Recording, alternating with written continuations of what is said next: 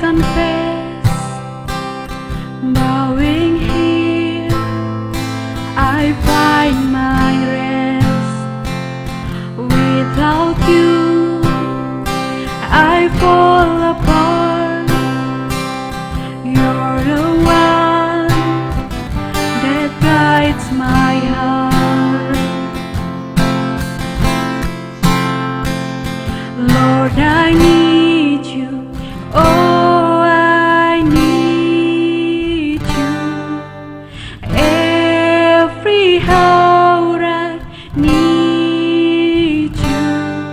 My one defense, my righteousness. Oh God, how I need you.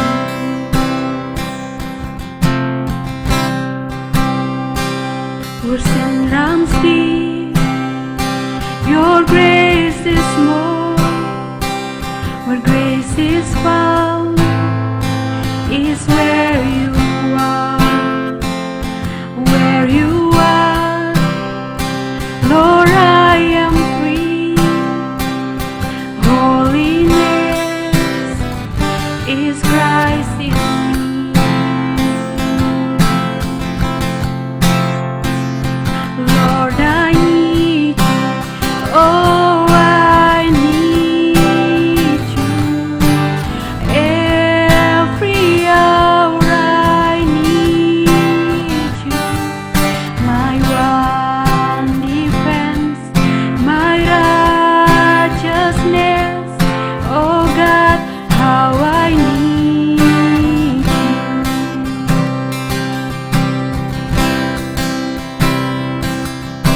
So teach my song to rise to you when temptation comes my way. When I cannot stand, I'll fall on you. Jesus, you're my hope and stay. Lord, I need you. Oh, I need you. Every hour I need you. My one defense, my righteousness. Oh God, how I need you. Lord, I need you. Oh, I need you. Every hour I need you. My one defense, my righteousness. Oh God, how I need you. You're my one defense, my righteousness. Oh God, how I need you.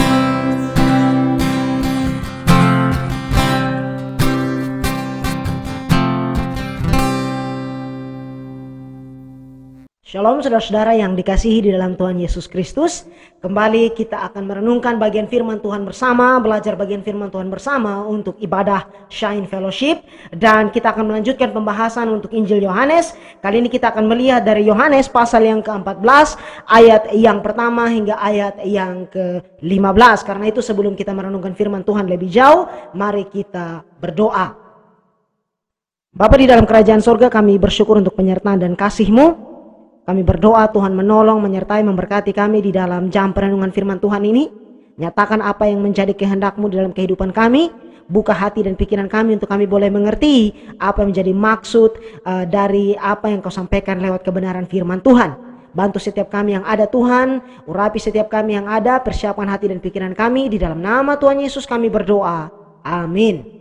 Saudara, kita akan kembali melihat dari Injil Yohanes, dan kali ini kita akan melihat dari pasal yang ke-14. Kita perlu ingat saudara bahwa ada satu konteks besar yang sedang kita lihat di sini, mulai dari pasal yang ke-13 di mana Yesus berbicara dengan murid-muridnya dan melakukan perjamuan bersama dengan mereka. Dan di sini ada hal-hal penting yang sudah Tuhan sampaikan. Kita sudah melihat sebelumnya di pasal yang ke-13 di mana Yesus membasuh kaki murid-muridnya. Kemudian Yesus memberikan peringatan tentang Yudas yang akan menyerahkan dia. Lalu Yesus memberikan perintah baru kepada para murid, yaitu untuk saling mengasihi. Kita juga lihat minggu lalu di mana Yesus memperingatkan Simon Petrus bahwa Simon akan menyangkal dia, dan kita lihat itu semua dalam pembahasan di pasal yang ke-13. Kali ini dalam setting yang masih sama, Yesus berbicara tentang hal-hal yang penting untuk kita renungkan di sini di pasal yang ke-14. Yang pertama kita akan lihat di mana Yesus menyatakan diri sebagai jalan, kebenaran, dan hidup. Nah, di sini kita lihat apa yang Yesus sampaikan di sini mulai dari ayat yang pertama. Pasal yang ke-14 Injil Yohanes. Janganlah gelisah hatimu, percayalah kepada Allah, percayalah juga kepadaku. Saudara, di sini ada satu hal yang luar biasa yang Yesus sampaikan. Mengapa? Pertanyaan pertama yang harus kita lihat di sini yaitu mengapa Yesus perlu mengatakan hal ini kepada murid-muridnya? Yaitu bahwa supaya mereka jangan gelisah. Janganlah gelisah hatimu. Kembali saudara, kita tahu bahwa peringatan ini atau hal dan nasihat yang Yesus berikan untuk mereka jangan gelisah ini kembali di mana konteks yang sedang terjadi dari rangkaian peristiwa yang ada di sana, di mana ini adalah jam-jam terakhir Yesus bersama dengan murid-muridnya. Kita bisa mengerti bahwa ini di mana keadaan menjadi begitu emosional dan intens di sini. Kenapa? Perhatikan saudara bahwa seperti tadi sudah saya sampaikan, Yesus baru saja membasuh kaki murid-muridnya. Dia memberikan pesan yang kuat kepada mereka untuk saling mengasihi. Yesus kemudian mengatakan bahwa akan ada yang menyerahkan atau akan mengkhianati dia. Yesus juga mengatakan bahwa Simon Petrus akan menyangkal dia 3 kali. Sehingga jelas bahwa semua hal itu membuat hati murid-murid menjadi gelisah. Perhatikan bahwa kata gelisah ini menunjukkan suasana hati mereka yang terguncang, takut, dan sedih. Menanggapi kegelisahan hati mereka ini, Yesus memberikan pesan untuk jangan gelisah. Dan juga ada pesan yang penting untuk mereka lihat dan renungkan bersama dan untuk dilakukan supaya mereka jangan gelisah, yaitu apa? Percayalah kepada Allah, percayalah juga kepadaku. Ini yang Yesus sampaikan. Intinya apa? Bahwa Yesus dengan jelas menyatakan tentang iman di sini. Pesannya jelas, yaitu iman. Satu pelajaran penting bahwa meskipun mereka memiliki alasan untuk gelisah, tetapi di sini Tuhan mengingatkan mereka untuk tidak membiarkan hati mereka dilemahkan oleh perasaan dan kegelisahan itu, tetapi mengarahkan pandangan mereka kepada Allah dan percaya kepada Kristus. Seringkali saudara, kita menjadi takut, terguncang, atau sedih dengan keadaan-keadaan yang kita hadapi atau yang terjadi di sekeliling kita. Terutama masa-masa yang sedang kita gumulkan saat ini dengan pandemi yang terjadi, yang mempengaruhi atau mengguncang banyak kehidupan anak-anak Tuhan, dan bahkan setiap orang, dan mengguncang setiap aspek kehidupan kita. Entahkah itu kesehatan, entahkah itu ekonomi, dan lain sebagainya. Bahkan juga di dalam kehidupan kita sebagai orang percaya, di mana kita terbatas untuk bisa berkumpul dan bersekutu dan saling menguatkan secara personal, saling tatap muka. Dan ini menjadi hal yang mungkin bisa menggelisahkan hati kita, membuat kita menjadi takut, membuat kita menjadi lemah. Tetapi sebagai orang percaya kita perlu ingat bahwa kita menyembah Allah yang berkuasa dan berdaulat. Dan dia bukan saja Allah yang berkuasa dan berdaulat, tetapi juga Allah yang peduli dan mengasihi kita. Itulah sebabnya dengan semua hal yang menggelisahkan kehidupan kita, kita perlu untuk terus percaya kepada Allah di dalam iman, dan kepada Dialah kita mendapatkan kekuatan untuk hati kita. Saya mengutip dari David Guzik, dia mengatakan bahwa meskipun Yesus akan meninggalkan mereka secara fisik, tetapi tidak untuk selamanya. Yesus meyakinkan mereka bahwa nanti dia akan bertemu dengan Petrus dan murid-murid yang lain di rumah Bapa, yaitu di sorga. Nah, perhatikan juga bahwa dengan mengatakan kepada mereka untuk percayalah kepada Allah, percayalah juga kepada aku, Tuhan Yesus menunjukkan bahwa mereka penting untuk mengatasi kegelisahan itu dengan menaruh iman dan memandang kepada Allah yang kudus, yang sempurna, yang berkuasa dan berdaulat. Serta mereka perlu percaya kepada Kristus yang karya penebusannya itu sempurna. Dan ini menjadi dasar dan pijakan mereka untuk berjalan di dalam iman. Ingat, penghiburan yang sejati hanya datang dari Allah. Lalu di ayat yang kedua dan ayat yang ketiga, di sini Tuhan Yesus bukan saja menyuruh mereka untuk percaya kepada Allah dan percaya kepada Dia, tetapi juga ada janji yang diberikan. Ayat yang kedua dan ayat yang ketiga dari Yohanes pasal yang ke-14. Di rumah Bapakku banyak tempat tinggal. Jika tidak demikian, tentu aku mengatakannya kepadamu. Sebab aku pergi ke situ untuk menyediakan tempat bagimu, dan apabila aku telah pergi ke situ dan telah menyediakan tempat bagimu, aku akan datang kembali dan membawa kamu ke tempatku, supaya di tempat di mana aku berada, kamu pun berada. Saudara, di sini kita akan melihat beberapa hal yang penting dari janji Tuhan ini. Yang pertama, bahwa janji Tuhan itu ya dan amin. Janji Tuhan ya dan amin. Yesus berkata, di rumah Bapakku banyak tempat tinggal. Jika tidak demikian tentu aku mengatakannya kepadamu. Yesus memberikan jaminan dan meyakinkan mereka akan hal itu sungguh benar. Ini menjadi penghiburan yang besar. Sebab jika Yesus menyediakan tempat bagi mereka, tentu mereka akan sampai ke sana. Nah saudara, perhatikan bahwa janji ini diberikan kepada murid-murid setelah Yudas pergi dan meninggalkan mereka. Lalu dikatakan bahwa, dan apabila aku telah pergi ke situ dan telah menyediakan tempat bagimu, aku akan datang kembali dan membawa kamu ke tempatku, supaya di tempat di mana aku berada, kamu pun berada. Saudara, janji Tuhan ini berbicara mengenai suatu persekutuan yang kekal yang akan kita nikmati bersama dengan Allah. Dan inilah yang menjadi fokus kita ke sorga, yaitu persekutuan dengan Tuhan. Kembali saya kutip dari Gusik. Dia mengatakan bahwa sorga adalah sorga bukan karena jalan yang terbuat dari emas, atau pintu gerbang dari mutiara, atau bahkan dengan adanya malaikat-malaikat di sana. Sorga adalah sorga karena Yesus ada di sana. Sekali lagi, sorga adalah sorga karena Yesus ada di sana. Sorga berarti persekutuan yang penuh dengan hubungan yang kasih dengan Allah, di mana ada persekutuan dengan Allah. Dan jika seseorang tidak ingin untuk bersekutu dengan Allah, tidak ingin untuk berada di hadapan hadirat Allah, maka Allah tidak akan memaksakan untuk orang itu berada di hadapan hadiratnya. Tetapi ingat bahwa ada akibat dan konsekuensi logis yang tidak bisa dihindari jika seseorang menolak Allah, yaitu keterpisahan yang kekal dengan Allah yang Alkitab sebut sebagai neraka. Keterpisahan dengan Allah yang Alkitab sebut sebagai neraka. Dan di sini menolong kita untuk mengerti bahwa sebagai orang percaya, kita memiliki tanggung jawab dalam memberitakan Injil kasih karunia Allah kepada orang lain. Bukan saja agar mereka tidak masuk neraka atau terhindar dari hukuman kekal, tetapi penting untuk kita jelaskan kepada mereka bahwa tujuan Allah menyelamatkan kita lewat karya penebusan Kristus adalah agar kita bisa masuk ke dalam hubungan kasih dengan Tuhan. Sebab apa? Di dalam Allah saja ada damai sejahtera yang sejati, sukacita yang kekal, dan kepuasan jiwa yang sejati.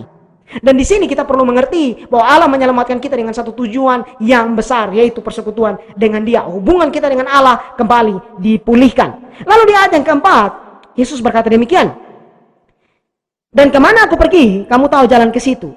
Di mana tempat Yesus akan pergi, atau di mana tempat yang Dia maksudkan? Jelas adalah surga. Nah di sini Thomas kemudian bertanya di ayat yang kelima.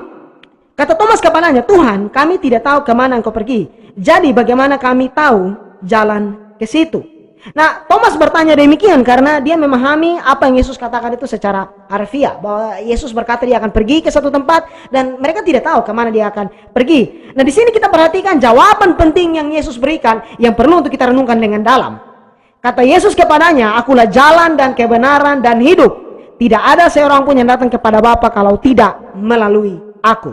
Sekali lagi, akulah jalan dan kebenaran dan hidup. Tidak ada seorang pun yang datang kepada Bapa kalau tidak melalui aku. Jawaban Tuhan Yesus ini adalah sebuah pernyataan yang agung akan kuasa dan karakternya.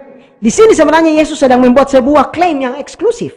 Tetapi klaim ini bukan tanpa dasar. Sebab dengan menyatakan demikian, Yesus menunjukkan keilahiannya. Nah kita akan lihat hal ini lebih jauh, bahwa dengan klaim ini, kita perlu merenungkan bahwa ini adalah jangkar iman kita. Bahwa pernyataan ini datang dari Tuhan sendiri. Dan sebagai orang percaya, kita perlu untuk mengerti dan mengimani hal ini dengan sungguh-sungguh. Bahwa Yesuslah jalan dan kebenaran dan hidup itu, dan tidak ada seorang pun yang datang kepada Bapa kalau tidak melalui Kristus. Saya mengutip dari John Vernon McGee, dia mengatakan demikian. Yesus mengatakan, akulah jalan. Dia bukan sekedar seorang yang menunjukkan jalan, tetapi dialah jalan itu. Kebenaran, Yesus bukan saja mengungkapkan bahwa apa yang dia katakan itu benar, tetapi dialah kebenaran itu. Dialah standar dari kebenaran itu. Dan Yesus berkata, akulah hidup. Yesus bukan saja akan menunjukkan bahwa dia akan hidup, tetapi dialah sumber kehidupan itu.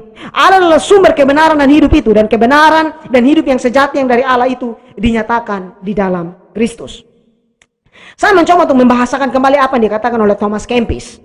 Bahwa Yesus hendak mengatakan, ikutlah aku, akulah jalan dan kebenaran dan hidup. Tanpa jalan tidak ada arah untuk melangkah. Tanpa kebenaran tidak ada pengertian yang benar. Tanpa hidup tidak ada kehidupan. Akulah jalan yang harus kalian ikuti, kebenaran yang harus kalian percayai, dan hidup yang kepadanya kalian berharap. Saudara, apa yang kita lihat di sini menekankan dengan begitu kuat apa yang menjadi dasar dan percaya kita kepada Kristus.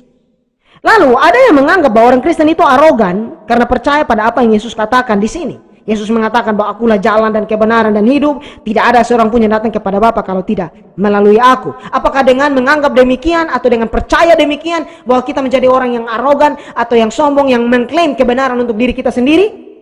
Saya mengutip dari David Gooding, dia memberikan sebuah tanggapan yang cukup menarik. Dia mengatakan bahwa dari semua pendiri agama-agama besar, Kristus adalah satu-satunya yang datang dan tinggal bersama kita.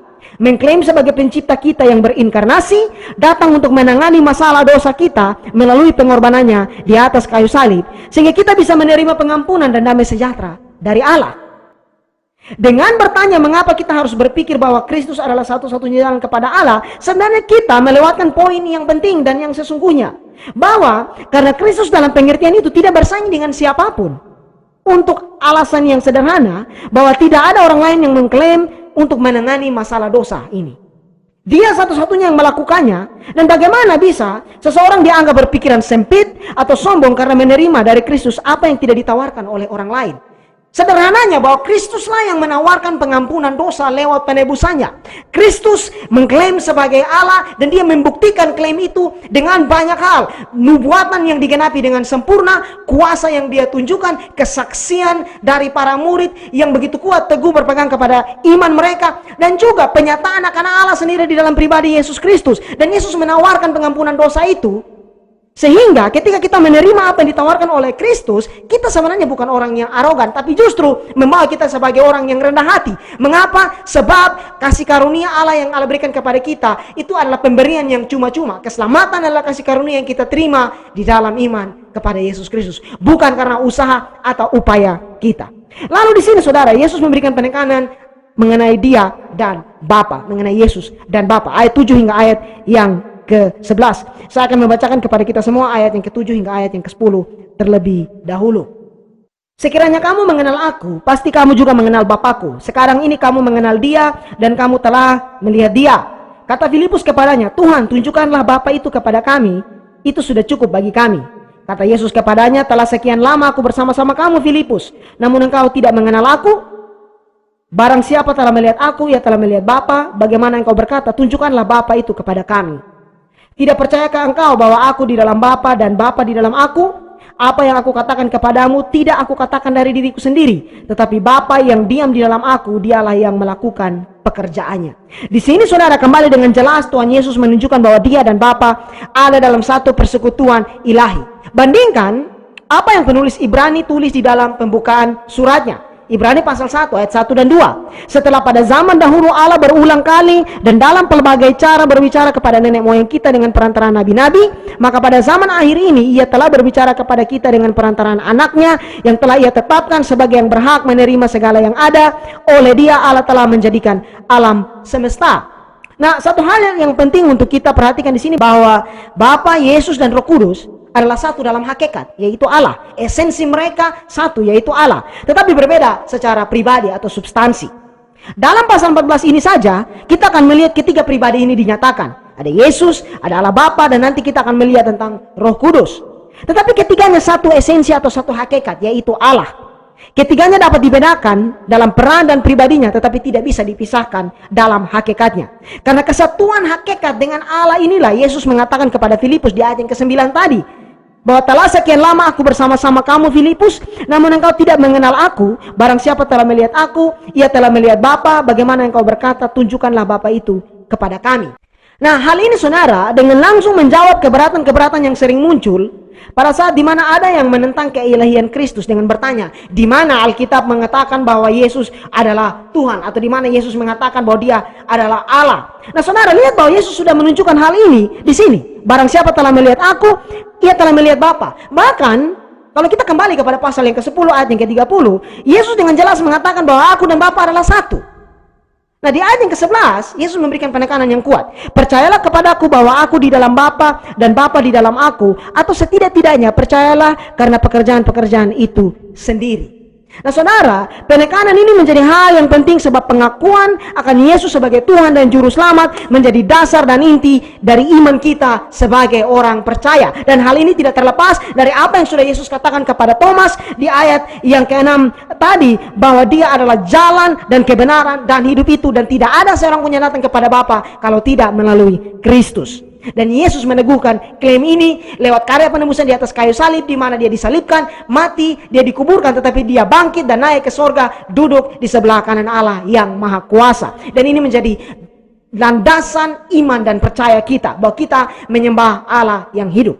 Lalu saudara, ada janji yang diberikan kepada orang-orang percaya. Ayat yang ke-12 hingga ayat yang ke-15. Aku berkata kepadamu, sesungguhnya barang siapa percaya kepadaku, ia akan melakukan juga pekerjaan-pekerjaan yang aku lakukan, bahkan pekerjaan-pekerjaan yang lebih besar daripada itu. Sebab aku pergi kepada Bapa. Dan apa juga yang kamu minta dalam namaku, aku akan melakukannya supaya Bapa dipermuliakan di dalam Anak. Jika kamu meminta sesuatu kepadaku dalam namaku, aku akan melakukannya. Jika kamu mengasihi aku, kamu akan menuruti segala perintahku. Ada berkat bagi orang yang sungguh-sungguh percaya kepada Kristus yang Yesus janjikan di sini. Bahwa orang percaya berada dalam persekutuan dengan Kristus dan dalam pekerjaan Kristus itu sendiri. Yesus berkata, sesungguhnya barang siapa percaya kepadaku, ia akan melakukan juga pekerjaan-pekerjaan yang aku lakukan. Ini juga artinya bahwa Yesus menghendaki agar para pengikutnya terus melanjutkan pelayanan yang sudah dia lakukan, menyampaikan Injil kebenaran Allah. Di sini Yesus meninggalkan gereja yang berkemenangan dan yang aktif melayani, bukan gereja yang meringkuk dalam ketakutan. Kita dipanggil untuk keluar menyampaikan kebenaran firman Tuhan, menyampaikan Injil kebenaran Allah itu. Yang berikut, bahwa doa orang yang percaya didengar oleh Allah. Bahwa apa juga yang kamu minta dalam namaku, aku akan melakukannya. Tetapi di sini saudara, bahwa ada pagar yang jelas. Yesus katakan bahwa supaya Bapa dipermuliakan di dalam Anak. Dan apapun hal yang menjadi sesuatu yang mempermuliakan Allah, tentu menjadi berkat bagi anak-anaknya. Sehingga kembali pagarnya jelas. Sehingga saat kita berdoa, kita perlu mengerti bahwa Allah akan menjawab doa dan pergumulan kita sesuai dengan waktu, kehendak, dan ketetapannya. Lalu di sini Tuhan Yesus mengasihi dan peduli terhadap mereka yang percaya kepada Dia. Dia mengatakan bahwa jika kamu meminta sesuatu kepadaku dalam namaku, aku akan melakukannya. Nah, janji yang Yesus berikan ini membawa saya untuk mengingat kembali satu lagu di dalam Kidung Jemaat. Kidung Jemaat nomor 453. Saya akan bacakan ketiga ayatnya di sini, dan saudara saya yakin pasti tahu lagu ini, tetapi penting untuk kita renungkan bersama. Yesus kawan yang sejati bagi kita yang lemah. Tiap hal boleh dibawa dalam doa padanya. Oh, betapa kita susah dan percuma berlelah bila kurang pasrah diri dalam doa padanya. Jika oleh pencobaan kacau balau hidupmu, jangan kau berputus asa, pada Tuhan berseru. Yesus kawan yang sejati, tidak ada taranya, Ia tahu kelemahanmu, naikkan doa padanya. Adakah hatimu syarat, jiwa ragamu lelah? Yesuslah penolong kita, naikkan doa padanya. Biar kawan lain menghilang, Yesus kawan yang baka, Ia mau menghibur kita atas doa padanya. Bahwa di sini saudara, kita melihat Yesus mendengar doa kita. Dan Dia mau untuk melawat hati dan pikiran kita. Ingat saudara bahwa doa kita bukan untuk merubah Allah dan merubah kehendak dan ketetapannya. Tetapi doa itu adalah untuk membentuk hati kita. Dan di mana saat kita bergumul di dalam doa, kita belajar untuk mengenal Tuhan dan karakternya. Sehingga apapun jawaban dari Tuhan, kita tahu bahwa itu adalah yang terbaik yang dari Tuhan yang Dia berikan. Nah, sampai pada bagian ini kita melihat bahwa ketika murid-murid mulai gelisah dan takut, Yesus memberikan penghiburan, janji, dan jaminan penyertaannya. Saya ingin menutup dengan kesimpulan ini bahwa paling tidak ada 3 hal yang bisa kita lihat dalam hal saat kita berdoa kepada Tuhan. Bahwa kita harus berdoa dengan iman. Di ayat yang ke-12, sesungguhnya barang siapa percaya kepadaku, ia akan melakukan juga pekerjaan-pekerjaan yang aku lakukan. Kita berdoa dengan iman. Kita berdoa dalam nama Yesus. Ayat yang ke-14. Jika kamu meminta sesuatu kepadaku dalam namaku, aku akan melakukannya. Nah, sebagai catatan penting, apa nih maksud dengan jika kamu meminta sesuatu kepadaku dalam namaku? Apakah bahwa semua keinginan kita, asalkan kita berdoa dan dalam doa itu menyebut nama Yesus, maka otomatis semua akan dikabulkan? Tidak demikian. Meminta dalam nama Yesus atau berdoa dalam nama Yesus artinya menaikkan doa itu dengan menyadari akan kekudusan Allah, keagungan Kristus, kemuliaan dan keindahan dari karakternya. Menyadari bahwa Dia adalah Allah yang berdaulat dan berkuasa. Ingat, kita meminta dalam nama Yesus, bukan dalam nama dan kehendak kita. Dan yang berikut, kita berdoa dengan ketaatan yang didasarkan pada kasih kepada Allah. Ayat yang ke-15. Menaikkan permohonan kepada Allah dan hidup di dalam ketaatan adalah 2 hal yang tidak terpisahkan. Mengapa? Bahwa saat kita berdoa, kita melangkah di dalam iman dan kita percaya kepada Tuhan. Hal ini penting Sebab dengan mengerti akan prinsip ketaatan yang didasarkan dengan kasih ini, kita menyadari bahwa ketika kita mengasihi Allah, maka doa dan permohonan kita yang kita naikkan kepada Dia, kita mau agar itu mempermuliakan namanya. Saat kita mengasihi Dia, dan karena kita mengasihi Dia, saat kita berdoa dalam nama Yesus, kita mau agar nama Yesus itu diagungkan. Dan kembali untuk melihat semua bagian ini, bahwa kita tahu Yesus adalah Allah yang sejati, bahwa Dia adalah jalan dan kebenaran dan hidup itu, dan Dialah satu-satunya jalan kepada Bapa, bahwa tidak ada seorang pun yang datang kepada Bapa kalau tidak melalui Kristus. Kita beriman kepada Allah yang hidup, kita berjalan di dalam ketaatan kepada Dia, dan kita melangkah di dalam kasih kepada Allah. Kita berdoa. Bapa di dalam kerajaan sorga, kami bersyukur untuk firman yang sudah kami renungkan. Hamba-Mu terbatas, tetapi kami percaya Engkau tidak terbatas Tuhan. Kau yang sanggup menolong hati dan pikiran kami untuk mengerti apa yang menjadi kehendak-Mu dan melangkah di dalam ketaatan. Kami berdoa Tuhan, tuntun pimpin kami dalam minggu ini, sepanjang minggu ini, dalam setiap pekerjaan, pelayanan, aktivitas, panggilan kehidupan kami masing-masing. Tuhan berkati dan sertai, lindungi, dan tuntun pimpin kami Tuhan. Kami juga berdoa Tuhan, Engkau jagai kami, dan Engkau melindungi kami Tuhan dari pandemi ini Tuhan Yesus. Setiap anak-anak Tuhan yang berseru kepadamu Tuhan, kami berdoa untuk Tuhan menolong, memberikan kemurahan-Mu agar pandemi ini segera boleh berlalu. Kami boleh kembali beribadah, beraktivitas, bekerja, berkarya untuk kemuliaan nama Tuhan.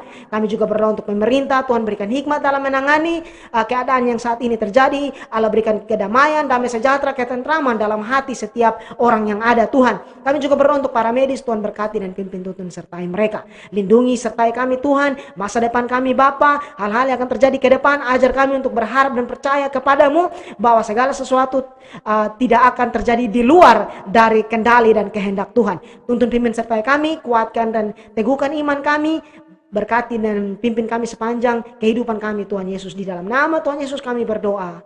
Amin.